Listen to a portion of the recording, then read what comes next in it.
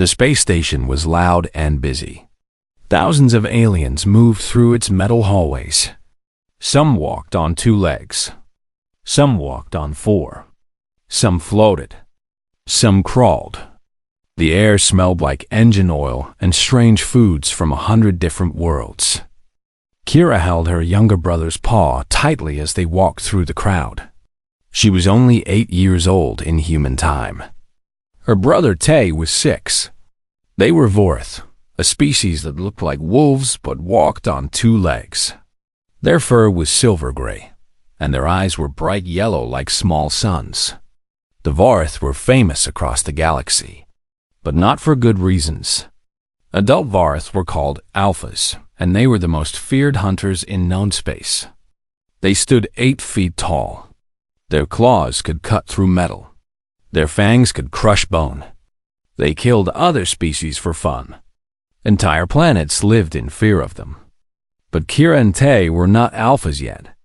They were just cubs, small, soft, harmless. Their claws were not sharp. Their fangs were not fully grown. They were like puppies trying to look scary. Their mother had told them to stay close. She had gone into a shop to buy supplies for their ship. She had said she would only be 5 minutes. But 5 minutes had turned into 10, then 20. The crowd had pushed and moved, and somehow Kira and Tay had gotten separated from the shop entrance. Now they were lost. Tay started to cry. His small body shook as tears ran down his furry face. "I want Mother," he whimpered. "I want to go home." Kira tried to be brave. She was the older sister. She had to protect him. "It is okay," she said, even though her voice was shaking too. "We will find her. We just need to find a station guard. They will help us." But every alien they passed looked at them with fear or hatred. When other species saw Vorth, even small ones, they moved away quickly. Some made angry sounds. Some spat on the ground. Nobody wanted to help the children of monsters. Kira saw a small door in the wall. It was marked with symbols she did not understand. Maybe it was a shortcut. Maybe it led to a guard station. She was tired and scared and not thinking clearly. She pushed the door open and pulled Tay inside. The door slid shut behind them with a heavy click. They were in a cargo compartment. It was dark and small, filled with metal boxes stacked to the ceiling. Red emergency lights gave everything a strange glow. The air was cold and smelled like machine grease. And they were not alone. A figure sat in the corner on a small chair. He was holding a cup of something hot. Steam rose from it into the cold air. He was looking right at them. A human. Tay made a sound like a wounded animal. He pressed his small body against his sister, trying to hide behind her. His whole body was shaking. Kira felt her hearts beating so fast she thought they might explode. Yes, hearts. The Vorth had 2 of them. Right now, both were pounding with terror. Every Vorth cub knew about humans. The elders told stories about them around fires at night. Humans were the nightmare species. They were small and weak-looking, with no claws and no fangs and no fur. But they were the only species in the entire galaxy that had ever defeated the Vorth in war. 15 years ago, the Vorth had attacked human space. They had thought it would be easy. Humans looked so soft and fragile. The Alphas had laughed as they sent their warships. They stopped laughing very quickly. Humans did not fight like other species. They did not run. They did not surrender. They did not beg for mercy. When you killed one human, 10 more appeared. When you destroyed one of their ships, they built 5 more. They fought with a cold, terrible determination that shocked even the Vorth. The war lasted 3 years. The Vorth lost thousands of warriors. For the first time in their history, the great Alphas were forced to retreat, to accept peace, to admit that they had found an enemy they could not defeat. The elders said humans were demons. They said humans enjoyed killing even more than the Vorth did. They said a human would rather die than show weakness. They said if you ever met a human alone, you should run. Run and never look back. But Kira could not run. The door was locked behind her. She was trapped in a small room with the most dangerous species in the galaxy. The human looked at them. He had dark skin and short black hair. His eyes were brown and calm. He was wearing simple work clothes with a name tag on his chest. The tag said, Marcus Webb, Cargo Specialist. He did not look like a demon. He looked like a tired worker on his break. But Kira knew that meant nothing. Humans were tricky. They hid their true nature until it was too late. She stepped in front of Tay and raised her small claws. They were soft and would not hurt anyone, but she had to try. She had to protect her brother. Stay back, she said. Her voice came out high and squeaky, not scary at all. Do not come near us. Our father is a commander. He is an alpha. He will kill you if you hurt us. The human did not move. He did not attack. He did not even stand up. He just took a sip from his cup. Door is jammed, he said. His voice was calm and flat. Maintenance crew will not be here for about an hour. You two lost. Kira did not understand. Why was he not attacking? Why was he so calm? Every story she had ever heard said humans were violent and savage. They were supposed to attack first and ask questions never. Tay whimpered behind her. Kira, I am scared. I want mother. Shh, she whispered. Stay behind me. Do not move. The human watched them for a moment. Then he reached slowly into a bag beside his chair. Kira tensed, expecting a weapon. Her claws came up again, but he only pulled out a small bottle of water. He held it up so they could see it, then slowly rolled it across the floor toward them. You look thirsty, he said. It is not poison. I promise. Kira stared at the bottle like it was a bomb. Nothing made sense anymore. The monster was offering them water. The demon was being kind. She did not know what to do, so she did the only thing she could. She stood there, claws raised, protecting her brother, waiting for the attack that she was sure would come. But the human just sat there, drinking from his cup, watching them with those strange, calm eyes. The longest hour of Kira's life had just begun. Marcus Webb had seen a lot of strange things in his 12 years as a cargo specialist. He had seen alien creatures that looked like walking plants. He had seen machines that could think and feel. He had seen stars being born and planets dying. Space was full of wonders and horrors, but he had never seen anything quite like this. 2 Vorth cubs stood near the door of his cargo compartment. They were small and fluffy and absolutely terrified. The bigger one was trying to look brave, holding up her little soft claws like they were deadly weapons. The smaller one was hiding behind her, shaking like a leaf in a storm. Marcus knew what they were. Every human knew. The Vorth were famous.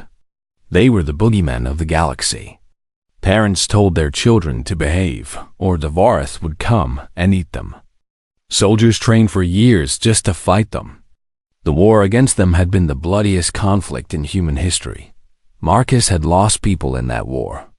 His uncle David had died on a colony world called New Hope. The Vorth had attacked it for fun. They had killed everyone. Men, women, children. They had recorded it and sent the videos to human space as a warning. His cousin Jenny had died too. She had been a Marine on a battleship. The Vorth had torn her ship apart. There had not even been a body to bury. Marcus had hated the Vorth for a long time. He had dreamed about hurting them, about making them pay for what they had done. When he was young and angry, he had wanted to join the military just to kill as many of them as he could. But that was a long time ago. The war had ended. Peace had come. And Marcus had learned something important over the years. Hate was heavy. It was a weight that you carried everywhere. It made everything harder. It poisoned everything good, so he had put it down. Not forgotten. Never forgotten. But put down, like a heavy bag that you did not need to carry anymore. And now 2 Vorath children were standing in his cargo compartment, looking at him like he was a monster about to eat them. It was almost funny. Almost. The older one was still holding up her claws. "I warned you," she said. Her voice cracked with fear. "Stay back. My father will destroy you." Marcus looked at her. She was so small. Her claws were soft and pink, like a kitten's. Her fangs were barely visible.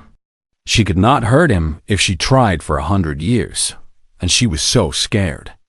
He could smell it on her. Fear had a smell, and right now this little cub was drowning in it. He thought about his uncle.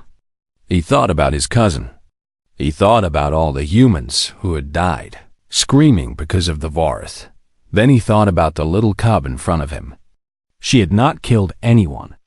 She had not even been born when the war ended. She was just a lost kid trying to protect her brother. Marcus made a choice. He slowly raised his hands to show they were empty. Then he sat back down in his chair, making himself smaller and less threatening. "Okay," he said gently. "I hear you. Your father is very scary. I will stay right here. Is that better?" The cubs did not move. They watched him like prey animals watching a predator. "My name is Marcus," he said. "I work here.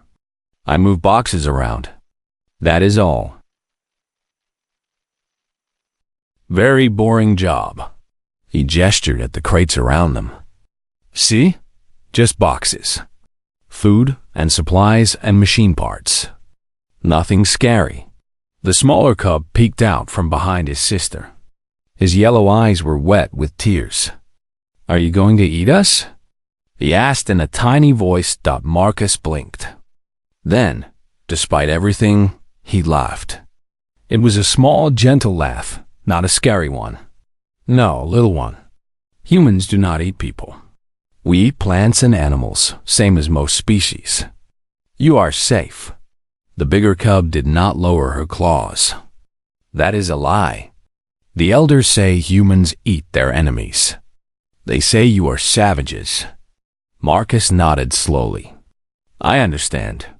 Your elders tell you scary stories about humans. Our elders tell us scary stories about Vorath. That is what happens after a war. Everyone is angry and scared, and they pass that anger and fear to their children." He paused and looked at them carefully. "But here is the truth, little ones. I am not going to hurt you. I have no reason to hurt you. You have done nothing to me. You are just 2 lost cubs who walked through the wrong door. That is all." Tay tugged on his sister's arm. "Kira, maybe he is telling the truth. He has not attacked us." Kira shook her head. "It is a trick. Humans are tricky. The elders said so." Marcus sighed. He reached for his cup of coffee and took a slow sip. The cubs flinched when he moved, but relaxed slightly when they saw it was just a drink. "Okay," he said. "You do not trust me. That is fine. You do not have to trust me. But we are stuck here together for about an hour until maintenance comes to fix that door. So we have 2 choices." He held up one finger. "Choice 1. We can sit here staring at each other and being scared. You will be tired and hungry and miserable. I will be bored. Nobody wins." He held up a second finger. "Choice 2. We can relax a little bit. I have food and water. You can have some if you want. We can talk or we can be quiet. When the door opens, you can go find your mother. Nobody gets hurt. Everybody wins." The cubs looked at each other. Tay's stomach made a loud growling sound. He had not eaten since morning, and fear had burned through all his energy. Kira heard it too. She looked at her brother's tired, scared face. Then she looked at the human sitting calmly in his chair. He did not look like a monster. He looked like a tired worker who just wanted to finish his break in peace. But the stories, the warnings, everything she had been taught. Why? She asked suddenly. Why are you being kind to us? Your people hate us. We killed so many of you. Why do you not want revenge? Marcus was quiet for a long moment. When he spoke, his voice was soft and sad. I used to want revenge. A long time ago. I lost family in the war. People I loved very much. For years, I hated every Vorth in the galaxy. The cubs tensed. Kira's claws came up again. But then I realized something, Marcus continued. Hate is like poison. The more you drink it, the sicker you get. It does not hurt your enemy. It only hurts you. He shrugged. So, I stopped drinking it. I let it go. It was hard, but I did it. He looked at them with those calm brown eyes. You did not kill my family. You were not even alive then. Why should I punish you for something you did not do? That would not be justice. That would just be cruelty. Kira did not know what to say. This was not how the stories went. This was not how humans were supposed to act. Slowly, very slowly, she lowered her claws. Maybe, she said quietly. Maybe we can try choice 2. Marcus smiled. It was a small, tired smile, but it was real. Good choice, he said. Now, how about that water? The water was cold and clean. Kira drank half the bottle in one long gulp. She had not realized how thirsty she was until the water touched her tongue. Fear did that. It made you forget your body's needs. She passed the bottle to Tay. He drank the rest of it, water dripping down his furry chin. When he finished, he let out a small sigh of relief. Thank you, Kira said quietly. The words felt strange in her mouth. She was thanking a human, an enemy, a monster from the old stories. But Marcus did not seem like a monster anymore. He just seemed like a person. He nodded and reached into his bag again. This time, he pulled out 2 small wrapped bars. Protein bars, he explained. They do not taste great, but they will fill your stomach. You hungry? Tay's stomach growled again, answering for him. Kira hesitated, but only for a moment. She took the bars and handed one to her brother. The food was strange. It was dense and chewy and tasted like nothing she had ever eaten before. But it was not bad. And her body was grateful for it. They sat on the cold floor, eating their protein bars, while Marcus sat in his chair and drank his coffee. The silence between them was not comfortable, but it was not terrible either. It was the silence of strangers, learning that they did not need to be enemies. Tay finished his bar first. He licked his paws clean and looked up at the human with curious eyes. He was young. He did not carry as much fear as his sister. His mind was still open to new ideas. Why do humans fight so hard? He asked suddenly. Kira hissed at him. Tay, do not ask questions. It is rude, but Marcus just smiled. It is okay. I do not mind. He thought about the question for a moment. Why do we fight so hard? That is a good question. I think it is because we have a lot to protect. Tay tilted his head. What do you mean? Well, Marcus said, humans are not very strong. We do not have claws or fangs or thick skin. A Vorth warrior could tear me apart with one hand. So we learn to fight in other ways. We use tools and machines and strategy. And we never give up, because if we give up, we lose everything. He gestured around the cargo compartment. Look at all this. Boxes and crates and supplies. All of this was made by humans. We build things. We create things. We make our worlds better places to live. And when someone tries to take that away from us, we fight back. Not because we like fighting, but because we love what we have built.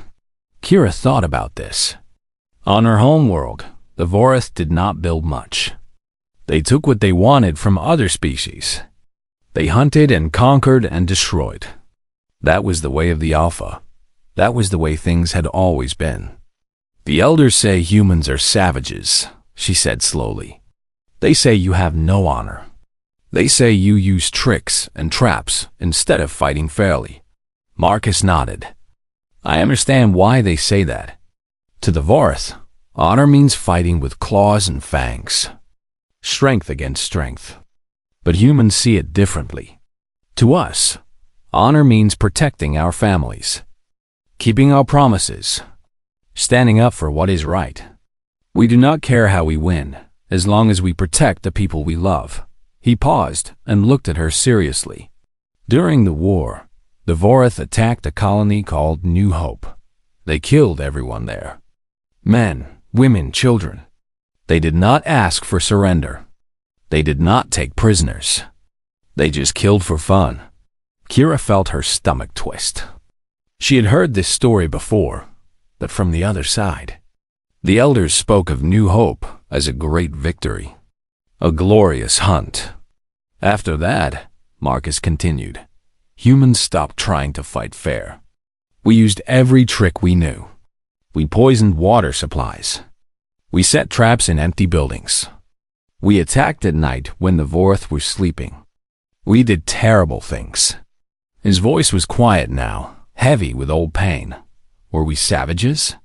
Maybe, but we were savages who wanted to survive. And we did survive. We pushed the Vorath back. We ended the war. And now, 15 years later, here we are. You and me, sitting in a cargo compartment, sharing food and water. Tay had been listening with wide eyes. Do you think there will be another war? I hope not, Marcus said. Wars are terrible. Everyone loses something in a war. Even the winners. Kira thought about her father. Commander Juan had fought in the war. He had scars all over his body from human weapons. He never talked about what had happened, but sometimes, late at night, she heard him making sounds in his sleep. Bad sounds. Scared sounds. Maybe the humans were not the only ones who had suffered. What happened to your family? She asked softly. The ones who died in the war? Marcus was quiet for a long moment. When he spoke, his voice was thick with old grief. My Uncle David was a farmer on New Hope. He grew vegetables and raised animals. He never hurt anyone in his life. He was kind and funny, and he always gave me candy when I visited. Marcus's hands tightened around his coffee cup. He died in the first attack. They never found his body. The cubs said nothing. There was nothing to say. My cousin Jenny was different. She was a fighter. She joined the Marines because she wanted to protect people. She died on a ship called the Brave Heart. It was destroyed by a Vorath warship. Marcus took a deep breath. She was 22 years old. She had just gotten engaged. She was going to have a baby. Tay made a small, sad sound. Kira felt tears forming in her eyes. She did not understand why. These were enemies. These were humans. She should not feel sad for them, but she did. She could not help it. I am sorry, she whispered. I am sorry that happened to your family. Marcus looked at her. For a moment, something flickered in his eyes. Pain and anger and old grief. But then it faded, and the calmness returned. Thank you, he said. That means something. It really does. He finished his coffee and set the cup aside. Here is what I have learned, little ones. Hate is easy. Forgiveness is hard. But hate destroys everything, and forgiveness can build something new. He looked at them with those tired, kind eyes. You did not kill my family. You were not even born yet. I choose not to hate you for something you did not do. Maybe that is weakness. But I think it takes more strength to forgive than to hate. Kira wiped her eyes with the back of her paw. She did not understand everything this human was saying, but she understood enough. Maybe the stories were wrong. Maybe humans were not all monsters. Maybe some of them were just people like anyone else. People who had been hurt and had learned to keep going anyway. "Marcus?" she said quietly. "Yes? I think my father would hate you. If he found us here with you, he would probably try to kill you." Marcus nodded calmly. "Probably. But I do not hate you," Kira continued. "Not anymore. I think you are a good person, even if you are a human." Marcus smiled. It was a real smile this time, warm and genuine. "Thank you, Kira. That means more than you know." They sat in comfortable silence for a while. Three unlikely companions waiting for the door to open and the world to rush back in. Metal screamed as it was torn from its frame. Sparks flew through the air like angry fireflies.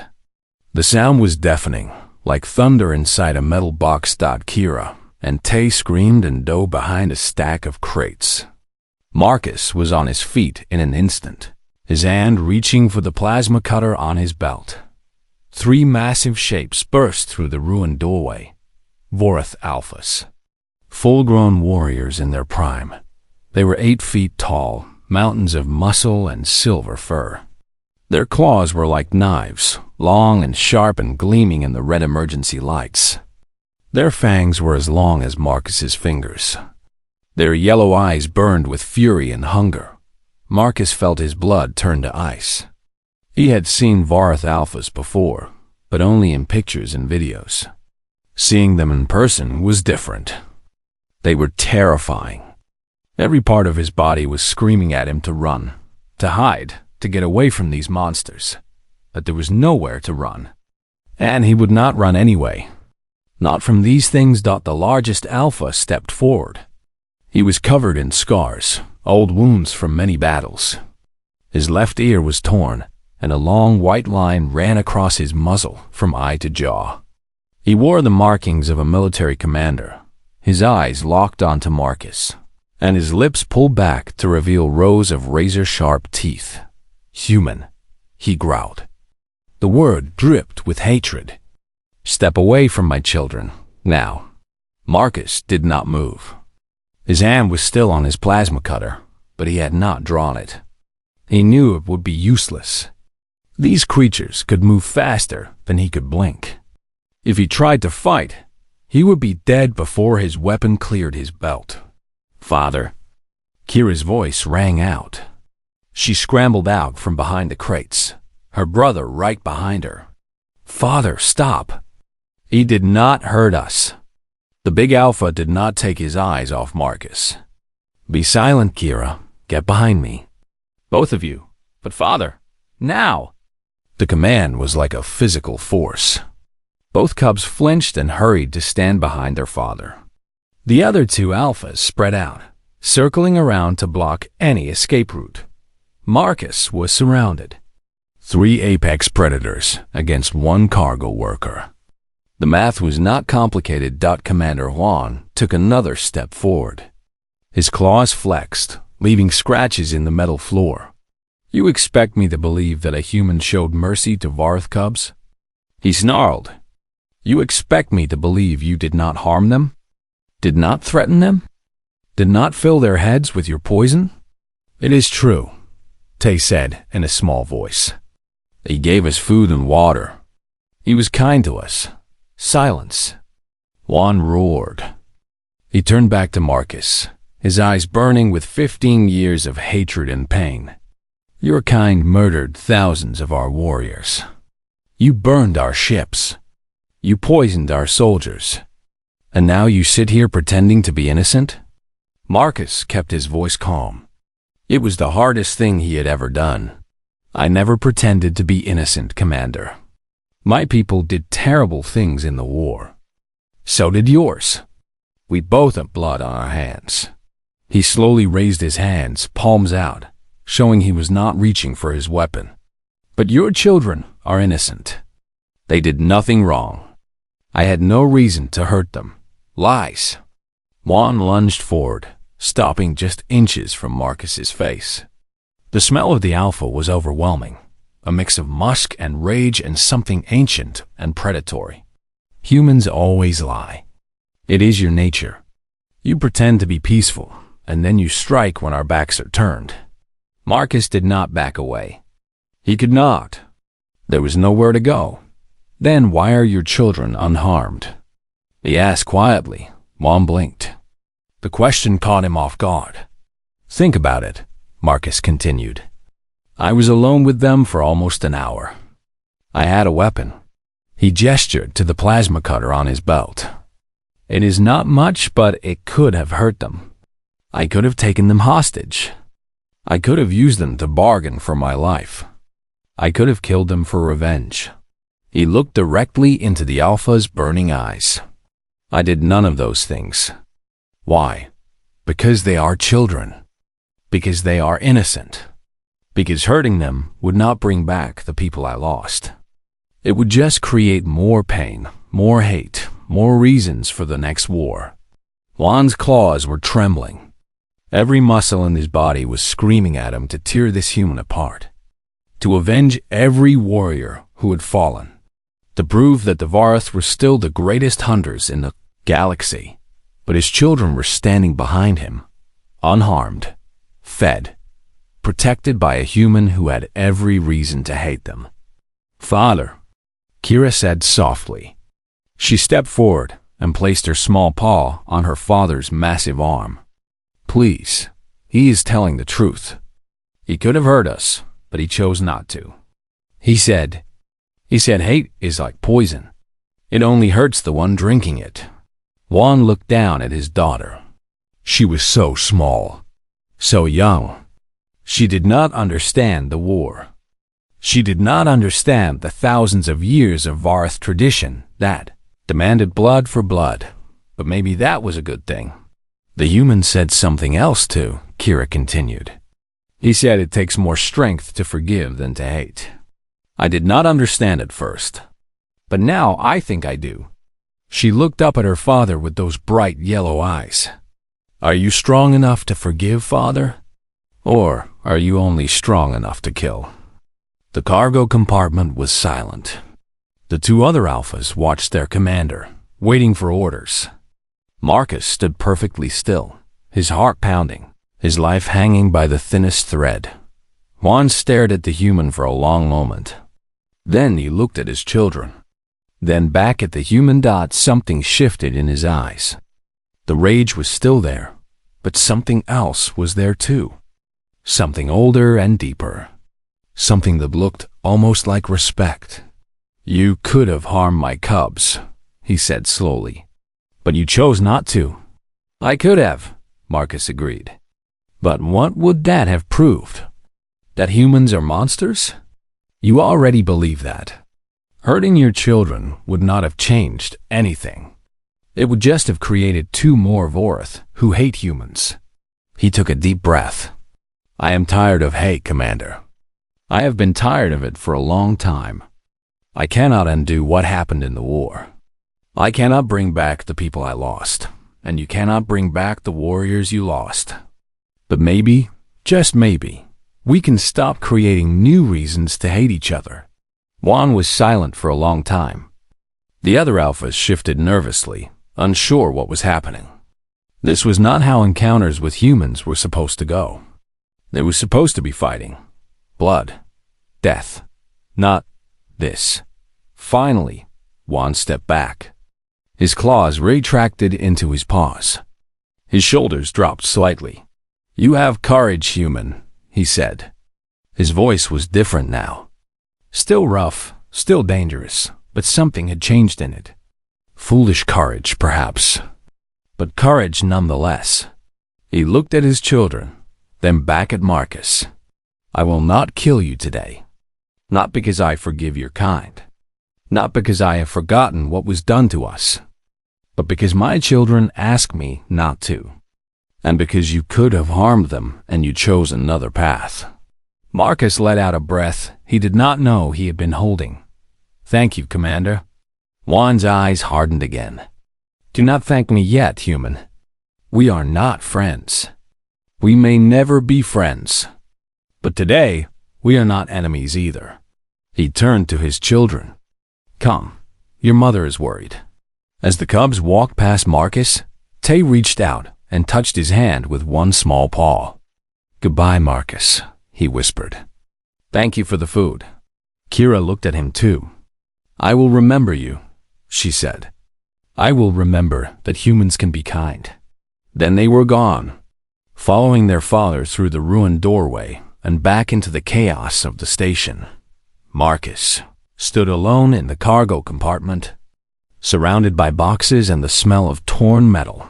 His hands were shaking.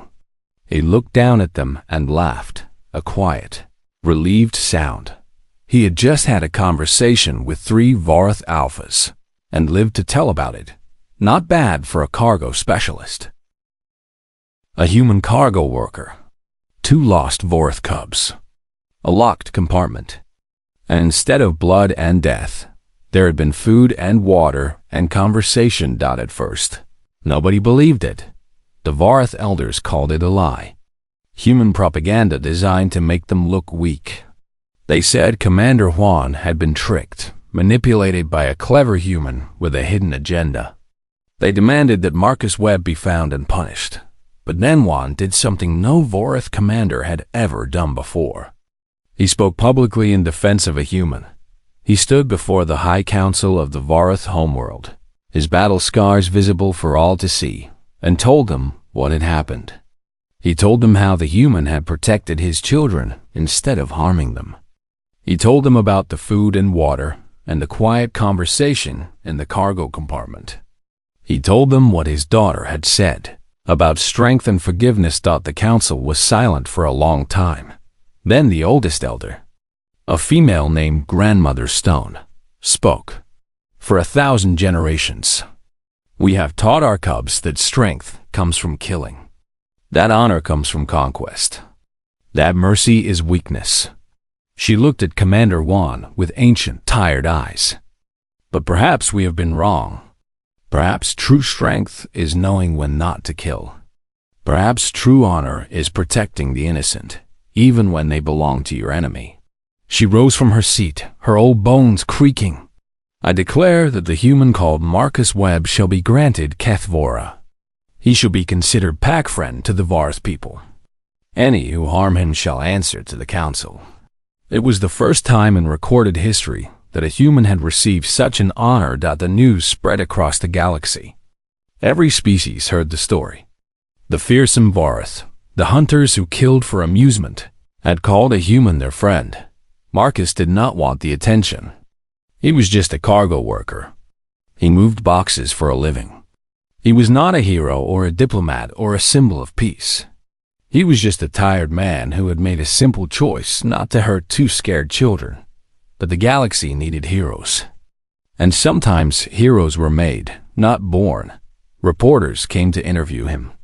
Politicians wanted to shake his hand. Military leaders wanted to study his strategy. Everyone wanted to know his secret, his technique, his plan. We told them all the same thing. "There was no plan," he said, over and over again. "I just saw 2 lost kids who were scared and hungry. So I gave them food and water and waited for help to arrive. That is all." But they were Vorath, the reporters would say. Their people killed thousands of humans. Were you not angry?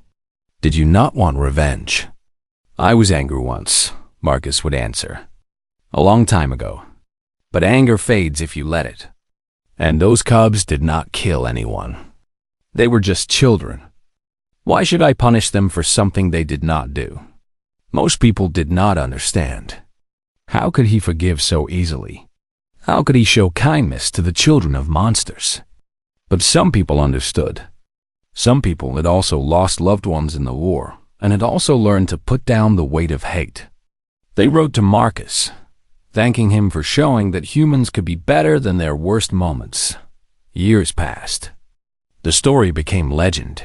On the Vorath homeworld, Kira grew into a strong young alpha, but she was different from the others. She did not hunt for amusement. She did not kill for fun. When the other young alphas talked about conquering weak species, she stayed silent. She remembered the cargo compartment. She remembered the protein bar and the bottle of water. She remembered the tired human with the kind eyes who had chosen mercy when he could have chosen revenge. She told the story to every cub she met. She told them about Marcus Webb, the human who was not a monster. She told them about strength and forgiveness and the poison of hate. Some cubs did not believe her. Their parents had taught them too well that humans were evil, and old lessons were hard to forget. But some cubs listened. Some cubs began to wonder if maybe, just maybe, the old stories were not the whole truth. Maybe there was another way to be strong. Another kind of honor that did not require blood. Tay grew up too. He became a teacher on the homeworld, educating young cubs about the galaxy and its many species. He always included a special lesson about humans. They are small and soft, he would tell his students. They have no claws or fangs or fur. But they are the most dangerous species in the galaxy. Not because they are violent, but because they are determined. When they love something, they will fight to protect it with everything they have. He would pause and smile. But they can also be kind. I know this because one of them was kind to me when he did not have to be. When I was lost and scared and alone, a human gave me food and water and promised me that everything would be okay. Was he telling the truth? The cubs would ask. Yes, Tay would answer. He was. 20 years after the incident in the cargo compartment, human and Vorath diplomats signed a formal treaty of friendship. It was not just a peace treaty. It was a promise to learn from each other, to work together, to build something new. At the signing ceremony, an old human stood in the front row. His hair was gray now, and his face was lined with age. He wore simple clothes, not the fancy uniforms of the politicians and generals around him. A young Vorath female approached him. She was tall and strong, an alpha in her prime. But her eyes were soft, and she moved with careful gentleness. Marcus Webb, she said. I do not know if you remember me. Marcus looked at her for a long moment. Then his face broke into a wide smile. Kira, of course I remember you. You have grown so much. Kira nodded. Thanks to you, I had the chance to grow. I never forgot what you did for us, what you taught us. She reached into her pouch and pulled out something small and wrapped. She handed it to him. What is this? Marcus asked. A protein bar, Kira said. I know it seems foolish, but I wanted to return the kindness you showed me. I wanted you to know that it mattered, that it changed things, that it changed me. Marcus looked at the protein bar. Such a small thing. He had given it to her without thinking, just a simple act of kindness to a scared child. But small things could grow. Seeds could become trees. And sometimes, one protein bar could help change the galaxy. Thank you, Kira, he said, his voice thick with emotion. This means everything to me. The ceremony continued. Speeches were made. Treaties were signed. But the moment that everyone remembered, the moment that was captured in pictures and videos and shared across 1,000 worlds, was a simple scene. An old human and a young Vorath, standing together, sharing a protein bar. And smiling. In the end, humanity's greatest weapon was not their ships or their soldiers or their terrible determination. It was something much simpler and much more powerful. It was their ability to see an enemy and choose to make them a friend. It was their capacity for kindness. Even when kindness was not expected. It was their stubborn, foolish, beautiful belief that the future did not have to be like the past. That old hatreds could be healed. That monsters could become family. Marcus Webb never considered himself a hero. He was just a cargo worker who had given a snack to some hungry kids. But that was enough. Sometimes. That was more than enough. And across the galaxy, for 1,000 years afterward, Cubs and children of every species would hear the story of the cargo compartment. They would learn about the human and the lost cubs. They would learn about the choice that changed everything. And they would remember that the most powerful force in the universe was not violence or hatred or fear. It was love. It was kindness. It was the simple, radical act of treating your enemy's children like they were just children, because that is what they were, and that is what we all are. In the end, just children, lost in a big and scary galaxy, hoping someone will offer us a drink of water and tell us that everything will be okay.